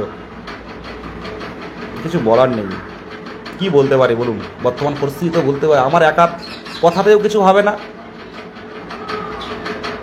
তবে আমাদের আন্দোলন জারি থাকতে হবে। ওবিসি মামলাটা নিয়ে অহেতুক আপনারা আর এ নিয়ে চিন্তা করবেন না। অন্তত 22-এর কিছু শুরু করা যায় কিনা সেই বিষয়টা আপনারা প্রত্যেকেই ভাবুন। অলরেডি দেখে আজ একটা টেলিগ্রাম মিটিং করা যায় কিনা। একদম দেখুন, এই যে রাজনীতি বললাম, এ দেখুন আমাদের কথাটা কোন কারোর মুখে শুনতে পাবেন না। আমরা মিছিলে অনেকে নিয়ে আসি, মানে অনেকের বলি, সংবাদ দিই, বিরোধী বলুন শাসক বলুন, কেউ কিন্তু পাশে এসে দাঁড়ায় না। এত বড় ধর্ণা করলাম, এত বিভিন্ন মুখ্যমন্ত্রীর দৃষ্টি আকর্ষণের জন্য কাজ করে যাচ্ছি, শুধু ক্ষমতা দখলের লড়াই হচ্ছে। আর মাঝখানে পরে সত্যি কথা বলতে খুব মারাত্মক খারাপ পজিশনের মধ্যে দিয়ে যাচ্ছে, খুব খারাপ পরিস্থিতির মধ্যে দিন কাটছে, খুব খারাপ পরিস্থিতির মধ্যে দিয়ে দিন কাটছে। প্রত্যেকের এই উদ্দেশ্যে বলছি, এই যে দেবী দত্ত এই লাইভ দেখছে, দেবী দত্তর বাড়ি হচ্ছে হলদিয়া বাড়ি, সায়েন্সের স্টুডেন্ট, বাবা অ্যাজমা পেশেন্ট, অ্যাজমা মানে খুব হাঁপানি, হসপিটালে ভর্তি করতে হয়। পড়াশুনো করেছে, টেট পাস করেছে, পূর্ণ প্রশিক্ষিত হয়েছে, বাবার বয়স হয়েছে, আর মা আছে। বাড়িতে বিশাল বড় মন্দির, পুরো আপনার রামকৃষ্ণ সে কালী মন্দির, ওইরকম প্যাটার্নের মন্দির আমি দেখেছি। ওনার বাবা ফোন করেন, খুব ভালো মানুষ, খুব আশীর্বাদ করেন। মা কালীর প্রচণ্ড ভক্ত, মা কালী ঠাকুরের বিশাল ভক্ত, জাগ্রত মন্দির বাড়িতে। তো বাবা অসুস্থ, বিদেশদা কবে হবে, এভাবে তো বাঁচা যায় না। তার বাবা হসপিটালের বেডে শুয়ে আছে, আমার কাছে দিনে 2-4 দিনে একবার কল করে যে বাবা ছাড়া কথা বলে না, যে বাবা কি হবে। প্রচণ্ড ভালোবাসেন, যে কি হয় বাবা, এই যে মেয়েটার এই অবস্থা, আমিও এই বয়স্ক, মানে চলতে পারি না, দমের কষ্ট হলে হসপিটালে ভর্তি করতে হয়, কখন কি হবে জানি না, কিন্তু কি দেখে যেতে পারবো না। আমি বলি যে আঙ্কেল আমি কি করে বলুন, এই যে পরিস্থিতি, আর এই বর্তমানে ওবিসি মামলাটা যেটা হয়ে গেছে, এখন কি হবে বলা খুব মুশকিল। তবে দ্রুত আমাদের অন্তত ফর্ম ফিল আপটা করে কোনোভাবে প্রসেস করা যায় কিনা সেই বিষয়টার জন্য মুখ্যমন্ত্রীর কাছে যেতে হবে। প্রতিরোধ, আমি একটা কথা প্রথম থেকে বলে এসেছি, প্রতিরোধ ছাড়া সম্ভব নয়, এভাবে চলতে পারে না। অর্ঘ্য দাস, একদম ভোট ব্যাংকের রাজনীতি চলছে এখানে। কে হবু শিক্ষক তাদের দরকার নেই, কিন্তু এইভাবে তো সম্ভব না। স্কুল নষ্ট করার দায়িত্ব কাউকে আমরা দিইনি। একটা স্কুলে টিচার নেই, এই দায়িত্বটা কিন্তু আমরা মেনে নিতে পারছি না। একটা স্কুলে 4টে বাচ্চা নিয়ে একটা টিচার বসে রয়েছে, এটা কিন্তু মেনে নিতে পারছি না, এটা মানবো না আমরা। ভোট হোক, রাজনীতি হোক, পলিটিক্স হোক, কিন্তু এই আমার চোখের সামনে যে স্কুলটা ক্ষতি হচ্ছে, যে বাচ্চাগুলো সঠিক শিক্ষা দেওয়া হচ্ছে না, এর বিরুদ্ধে আমরা প্রতিবাদ করব, এর বিরুদ্ধে প্রতিরোধ করব। আমরা শুধু প্রতিবাদ না, প্রতিরোধ, যেখানে যাওয়া হবে প্রতিরোধ তৈরি হবে, এটুকু বলার।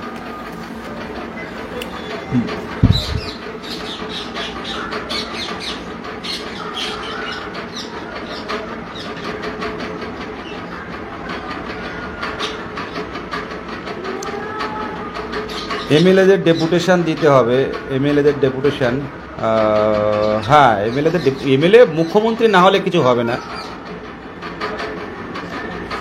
আয়েশা খাতুন বলছে ধন্যবাদ এত কিছু জানানোর জন্য।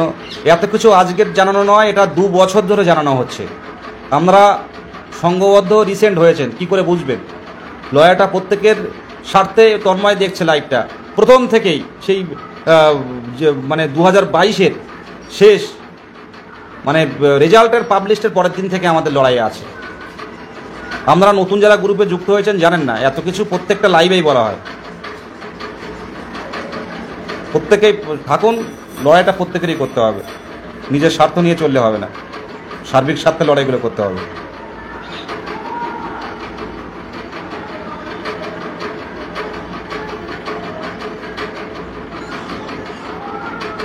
শুনুন, আমি শুরু করছি, মুখ্যমন্ত্রী যেখানে যাবে সেখানে আমরা যাচ্ছি। আর তার আগে উনি চান না যে কোথাও গিয়ে সমস্যা তৈরি করুক। তার আগে আমি খুব সম্ভব কাল নাহলে পরশু আমরা ঐক্যমঞ্চের পক্ষ থেকে আমরা কালীঘাটে যাব। কালীঘাটে গিয়ে বেশ কয়েকটা জায়গায় ডেপুটেশন দিয়ে আসবো দেখা করার জন্য, এবং সেখানে আমরা তুলেও দেব যে আপনি যদি এখানে দেখা করতে পারেন ভালো, নাহলে যে জেলায় যাবেন সেই জেলায় কিন্তু আমরা যাব, তারপর যাওয়াই হবে। যে জেলায় যাবেন সঠিক পদ্ধতিতে আমাদের দেখা করতে দিন। প্রসেসটা কি আমাদের দেখা করার, আমাদের কথাটা শোনা হোক, প্রসেসটা বলা হোক যে আমরা এই 2017 সাল থেকে টেট নোটিফিকেশান, এবার যদি মুখ্যমন্ত্রী বলেন যে না 2 মাস কি 3 মাস পরে আপনাদের নিয়োগ হবে, সকলের নিয়োগ হবে, তাহলে আমরা কোনো আন্দোলনে যাব না। আমাদের কথাটা রাখতে হবে যে সকলের নিয়োগ দেওয়া হবে। কতজন, তাহলে বলবো যে কতজন টেট উত্তীর্ণ আছে বা কতজন পূর্ণ প্রশিক্ষিত টেট উত্তীর্ণ আছে, একটা পোর্টাল খুলে দেখা হোক। আমরা বিরোধী পার্টি নয়, আবারও বলছি, আমরা বিরোধী নয়, আমরা সরকারের বিরোধিতা করা আমাদের কাজ নয়। আমরা যোগ্যতা প্রমাণ করেছি। আমাদের বিষয়টা আপনারা মানবিক দৃষ্টিতে দেখুন। আমরা সরকারের পাশে আছি, পাশে থাকবো। অন্তত যারা আছে এদেরকে বের করে দেওয়া হোক। কোনো আন্দোলনটা আমাদের লক্ষ্য নয়, নেতা হওয়াটা লক্ষ্য নয়, ফুটেজ নেওয়াটা লক্ষ্য নয়, বিরোধিতা করাটা আমাদের কাজ নয়। কারা বিরোধিতা করছে জানি না, আপনি উন্নয়নটা জোর দিন। উন্নয়নটা প্রত্যেক ধর্মের মধ্যেই কোয়ালিফাই, প্রত্যেক ধর্ম ও ধর্ম নয়, শিক্ষক সমাজকে আপনি একটা ধারাবাহিক নিয়োগ দিন। ধারাবাহিক দিন আর না দিন, অন্তত 22 স্টেট যারা পড়ে রয়েছে এদের নিয়োগটা দিন, আমরা পাশে থাকবো। কথাটা হবে এটা। আমরা কালীঘাটে যাব, খুব দ্রুত কালীঘাটে যাব। কালীঘাটে গিয়ে এই বিষয়গুলো তুলে ধরবো যে আপনি যদি আমাদের এই বিষয়টা, আমাদের যেহেতু এসছি, আমাদের দিকে হাজার হাজার ছেলেমেয়েরা তাকিয়ে আছে, আপনি যদি আমাদের সাথে দেখা না করেন, জেলায় জেলায় গেলে কিন্তু সেই সব ছেলেমেয়েরা কিন্তু চাকরি প্রার্থীরা কিন্তু আপনার জায়গায় যাবে, তখন আপনার কিন্তু ডিস্টার্ব করা হবে। আপনি যেখানে যাবেন সেখানে কিন্তু ডিস্টার্ব করা হবে। তাই বলবো অন্তত আমাদের 5টা মিনিট সময় দিন, আমাদের যে কোনো 5 মিনিট সময় দিন আমাদের সাথে কথা বলার জন্য। এই দাবি নিয়ে যাচ্ছে। আন্দোলনের আগে আলোচনার জন্য আমরা যাব, নতুন করে শুরু করব। এই উচ্চ মাধ্যমিক পরীক্ষা হয়ে গেছে, নতুন করে নতুন গতিতে শুরু করব। ওবিসি মামলা মাথা থেকে আউট করুন। ওবিসি মামলা যেভাবে চলছে চলুক, আমাদের কাজ আমাদের করতে হবে। বছরে 2বার নিয়োগ, টেট পাস কেউ বসে থাকবে না। এই কথাটা যেদিন বলেছিল সেদিন কিন্তু কোনো ওবিসি সমস্যা ছিল না, কোনো ওবিসি সমস্যা ছিল না। ওবিসির সমস্যা তো আজকে হয়েছে, ওবিসি সমস্যা তো আজকে হয়েছে। তাই প্রত্যেকটাই বলছি, কেউ ভেঙে পড়বেন না। ওবিসির সমস্যা হয়েছে, ভেঙে পড়বেন না। প্রসেসটা যাতে কি করে শুরু করা যায়, মুখ্যমন্ত্রীর কাছে যাওয়ার চেষ্টা চলছে। প্রত্যেকে নিজের স্বার্থে লড়াইটা করুন, পরিবারের স্বার্থে লড়াইটা করুন। আজকে আপনার পাশে কেউ নেই, আর কেউ থাকবেও না। তন্ময় দেখছে, ওর বাদুড়িয়াতে একটা ভালো পানের দোকান আছে, যে কবারও আন্দোলনে যায় আমার জন্য পান নিয়ে যায় 4-5টা। আমি পান টান খাই না, আমার মা পান পছন্দ করে। তন্ময়ের বাদুড়িয়া, উত্তর 24 পরগনা বাদুড়িয়ার বিডিও অফিসের পাশে বড় পানের দোকান আছে।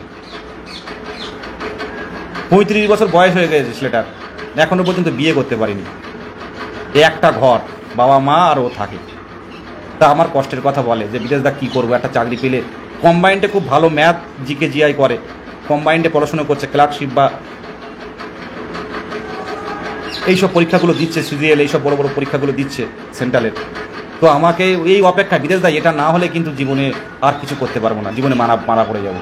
বিদেশদা হবে তো, তার উপরে আবার কম, মানে একাডেমিক কম। তো ও বলে এখনও পর্যন্ত ওইভাবে আছে, পড়াশুনো করে, কল করে সব সময়, কিন্তু আমি ফোনটা ধরতে পারি না। যাই হোক, তন্ময় কিন্তু দেখছে লাইভটা, খুব ভালো ছেলে, পরিবারের দিকে তাকিয়ে আছে, মা বাবাও তাকিয়ে রয়েছে, কী করবে, কী হবে। তাই বলবো লড়াইটা করুন। কালকে চাকরি পেলে দেখবেন লাইফটা অনেক ব্রাইট হবে, অন্ততপক্ষে নিজের স্বপ্নটা পূরণ হবে। কেউ পাশে থাকবে না। এই অসময়ে লড়াইটা কিন্তু আমরা নিজেকে করতে হবে। আর প্রত্যেককেই বলবো, যারা এখনও পর্যন্ত গ্রুপে যুক্ত হয়নি তাদেরকে বলুন, সংঘবদ্ধ আন্দোলনটা জরুরি। জেলা গ্রুপে যুক্ত করুন, টেট পাস সার্টিফিকেট দেখিয়ে জেলা গ্রুপগুলো সক্রিয়তা তৈরি করুন। সক্রিয়তা ভিত্তিক যত হবে আন্দোলনে, প্রত্যেকটা জেলায় যে ব্লকে আমাদের নেতামন্ত্রীরা যাবে সেই ব্লকে আমরা দেখা করতে যাব।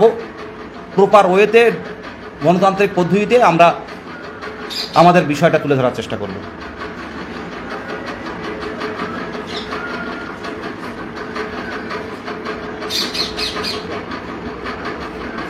যাই হোক, ভালো থাকবে। পড়া বাজে 1:30 বেজে গেছে। প্রত্যেকে ভালো থাকবেন, সঠিক পথে থাকুন।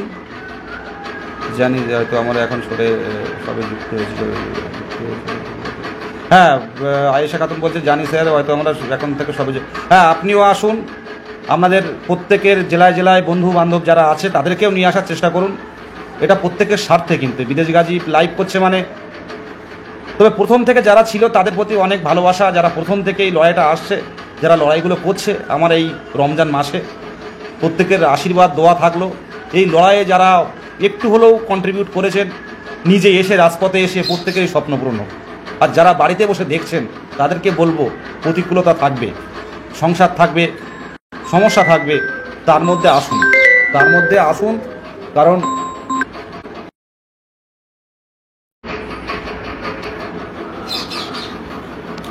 প্রত্যেকে আসুন। সে শাহিন ভাই দেখছে কম্পিউটারের দোকান আছে, প্রত্যেকটা আন্দোলনে আসে, বাচ্চা আছে, বাচ্চারা কি আন্দোলনে আসে। হ্যাঁ, নর্থ 24 পরগনা যুক্ত হতে গেলে আপনি আমাকে মেসেজ করুন, আমাকে মেসেজ করলে আমি অ্যাড করে দেবো।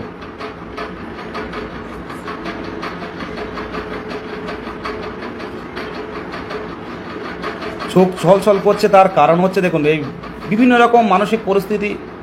দেখুন, সব কিছু একটা বয়স থাকে, সব কিছু একটা মানে স্থির হতে পারছি না। একটা সেটেলমেন্টটা জীবনে খুব জরুরি আছে। একটা মানে অনিয়মে চলা মতো, এতে স্বাস্থ্যও ভালো থাকে না, মানসিক স্বাস্থ্যও ভালো থাকে না, ফিজিক্যাল স্বাস্থ্যও ভালো থাকে না। একটা নির্দিষ্ট গতিতে তো চলতে পারছি না পাচ্ছি বেরোতে, না পাচ্ছি ছাড়তে, এরকম একটা পরিস্থিতি। আর বয়স্ক বাবা মা, তাদেরও তো দেখতে হয়, মানে তাদের খরচ এখন আমাদের চলতে হচ্ছে এখনো পর্যন্ত, যে দেখ চেষ্টা করা হবে তো।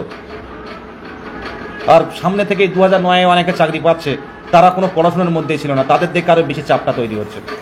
মানে হঠাৎ করে মেজাজটাও নষ্ট হয়ে যাচ্ছে, ভালো লাগছে না কোনো কিছু, কখন কী করছে নিজেও বলতে পারছি না।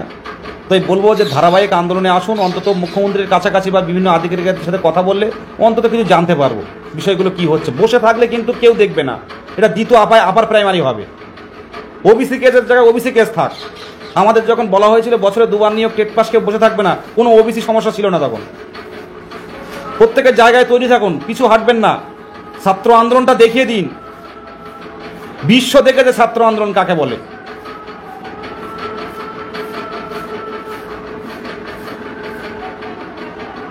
ওবিসি মামলা না মিললে নিয়োগ হবে না, সরকার সাবজেক্ট টু আউটকাম দিয়ে তৈরি করুক, যে ওবিসি মামলা তৈরি হোক, তারপরে আমরা এখন প্রসেস শুরু করছি, ওবিসি মামলা সার্ভে প্রক্রিয়া শেষ হবে, তার ভিত্তিতে কিন্তু আমরা নিয়োগ দেব। অনেক কিছু লিখতে পারে একটা অটোনমাস বডি পর্ষদ, চাইলে অনেক কিছু লিখে তারা মানে নিয়োগ শুরু করে দিতে পারে, যে সামনে আমরা শুরু করছি, কিন্তু এই কেস এবং সার্ভে প্রক্রিয়া শেষ করে কিন্তু যারা অলরেডি 2010-এর পর বাতিল হয়েছে এদেরকে নিয়ে এসে কিন্তু আমরা কাজ শুরু করব। কিন্তু নতুন ডিএলএড যারা পাস করছে তারা যুক্ত হতে পারবে না, এটা করে প্রসেস শুরু করুক। আমি তো বলছি না ওবিসিদের বাদ দিয়ে নিয়োগ হোক, ওবিসিদের বাদ দিয়ে নিয়োগ হবেও না। আর আমি চাই না 2010-এর পর ওবিসি যারা পেয়েছে তাদেরকে বাদ দিয়ে আর একটা নিয়োগ হোক। তারাও তো বলুন, তারাও অনেকে ডেপ্রাইভ আছে, এটা ভাবতে হবে আমাদেরকে। এটা ওদের তো দোষ না, যারা ওবিসি, যাদের ওবিসি কার্ড বাতিল হয়েছে, সে কর্মকার বলুন, বণিক বলুন, আর মল্লিক বলুন, লস্কর বলুন, প্রত্যেক সম্প্রদায়ের মানুষ তো এর মধ্যে আছে 2010-এর পর। তারা বাদ গেলে তাদেরও তো খারাপ লাগবে বলো। অনেকে রিজার্ভেশনে কোয়ালিফাই করেছে, আশা করি সমস্যা হবে না। কিন্তু সরকার চাইলে নোটিফিকেশান দেওয়ার আগে একটা ছোট্ট সাবজেক্ট টু আউটকাম দিয়ে সরকার চাইলে প্রসেস শুরু করতে পারে, যে ওবিসি সার্ভে হচ্ছে বা ওবিসি এই কেস সুপ্রিম কোর্টের এই ম্যাটার, এরপরে যে সার্ভে প্রক্রিয়া এদের নিয়েই নিয়োগ হবে। অন্তত নতুন টেট যত ডিএলএড আসছে এরা যুক্ত হতে পারবে না। এইরকম করলে তো কিছুটা কম্পিটিশান কমবে, আমরা পড়াশোনাও করতে পারবো মোটামুটিভাবে। দেখুন, ভ্যাকান্সি 10,000 হোক, এটা যদি আমরা বাড়িতেই বলে দিই 10,000-এর বেশি হবে না, কেন হবে না? এরকম করলে তো এই ভারত 200 বছর স্বাধীন করেছিল ইংরেজরা, তো এইরকম চলবে। ভারতে কি ছিল না বলুন তো, সব তো নিয়ে চলে গেছে।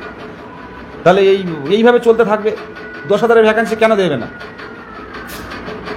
যদি প্রাথমিকে হিসেব করেন না, আমি বলছি তো টেট পাস, একটা টেট পাস থাকবে না, আরও শূন্যবাদ পড়ে থাকবে। সেই জায়গাটা ধরে লড়াইটা করুন, কে দেবে তাই নেব, সেই কাজে জন্যই 2 বছর লড়াই করিনি। তৈরি করুন আন্দোলনটা, সেইভাবে চোখে চোখ রেখে আন্দোলনটা করতে শুরু করুন, দেখবেন অধিকার ছিনিয়ে নিতে পারবেন। মেউ করলে অধিকার পাবেন না, যা দেবে এই নিয়ে 5,000 কি 10,000 কি 18,000, এভাবে চলবে না, 50,000 ভ্যাকান্সি দিতে হবে আমাদের। রেস্টুরেন্ট গ্রহণ করছে। ভালো থাকবেন প্রত্যেকে, ভালো থাকবেন সবাই। এটুকু বলছি যে পজিটিভ থাকুন, ওবিসি মাথা থেকে আউট করুন, কোনো না কোনোভাবে নতুন করে নিয়োগ প্রসেসটা শুরু হোক, ওবিসিদের নিয়েই কী করে করা যায় সেই বিষয়টা আলোচনা করা হোক। প্রত্যেকে ভালো থাকবেন, অনেকক্ষণ কথা হলো।